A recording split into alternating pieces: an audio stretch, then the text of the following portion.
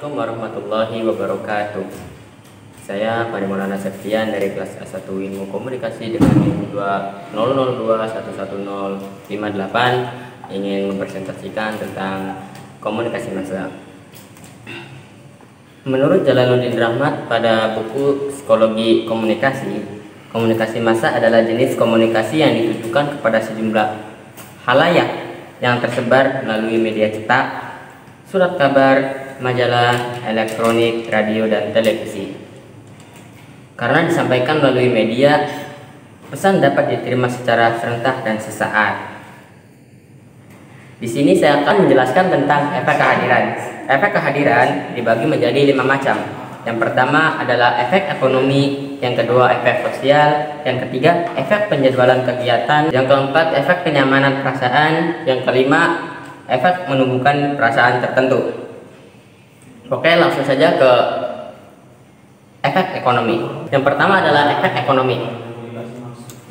Media massa pada dasarnya merupakan institusi ekonomi yang kehadirannya harus dipahami sebagai bagian dari industrialisasi.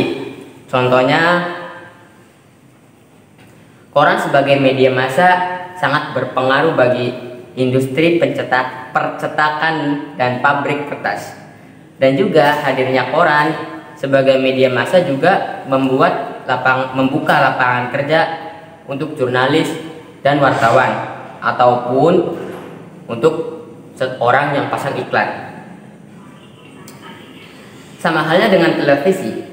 Dengan hadirnya koran sebagai media massa juga dapat membantu siaran dan membuka lapangan pekerjaan bagi semua orang. Lanjut, yang kedua adalah efek sosial. Efek sosial berkaitan dengan perubahan pada struktur atau interaksi sosial sebagai akibat dari kehadiran media massa. Contoh dari efek sosial ini adalah televisi yang menjadi tontonan masyarakat pedesaan yang telah membuka jaringan interaksi sosial yang baru agar warga satu dengan warga lainnya, terutama di pedesaan yang sangat pelosok, memberikan informasi dan berita. Yang ketiga adalah efek penjadwalan kegiatan. Pada tahun 1979 dilakukan penelitian tentang pengaruh televisi, di mana sebelum adanya televisi orang-orang tidur lebih awal dikarenakan belum adanya televisi. Semenjak adanya televisi, orang-orang lebih sering begadang dan menonton film-film favorit mereka. Lanjut, yang keempat adalah efek kenyamanan perasaan. Contoh dari efek kenyamanan perasaan adalah ketika kita bertemu dengan seseorang yang kita sayangi, gitu kan, ya kan? Nah, kita itu akan menimbulkan rasa nyaman pada diri kita sendiri.